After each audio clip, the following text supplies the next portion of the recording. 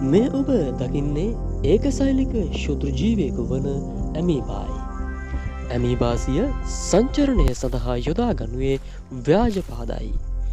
එමෙන්ම මෙම ව්‍යාජපාද ඔවුන්ගේ පෝෂණ ක්‍රියාවලියේදීද මොවුන් යොදා ගනී. මොවුන්ගේ පෝෂණ ක්‍රියාවලිය ප්‍රධාන අධීර කිහිපයකින් සිදුවන අතර එහිදී පළමුවෙන්ම සිදුවනුවේ මෙම ව්‍යාජපාද මගින් ආහාර අනු වටකර ගැනීමයි. ඉන් අනතුරුව ආහාර රික්තයක් සාදනු ලබන අතර එම ආහාර රික්තය තුළට ආහාර ජීරක එන්සයිම ශ්‍රාවය කරනු ලැබේ. එම ආහාර ජීරක එන්සයිම මගින් මෙම ආහාර ජීර්ණය වූ පසු එම ජීර්ණ ඵලයන් සයිටෝප්ලාස්මය තුළට අවශෝෂණය වීම සිදුවේ.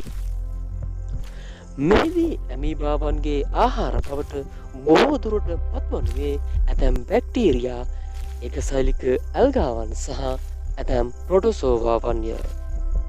තවද මෙම ආහාර ජීර්ණයේ ඇතැම් ඵලයන් සහ බහිස්රාවී ඵලයන් සෛල පටලය හරහා දේහෙන් බැහැර කිරීමද සිදුවේ.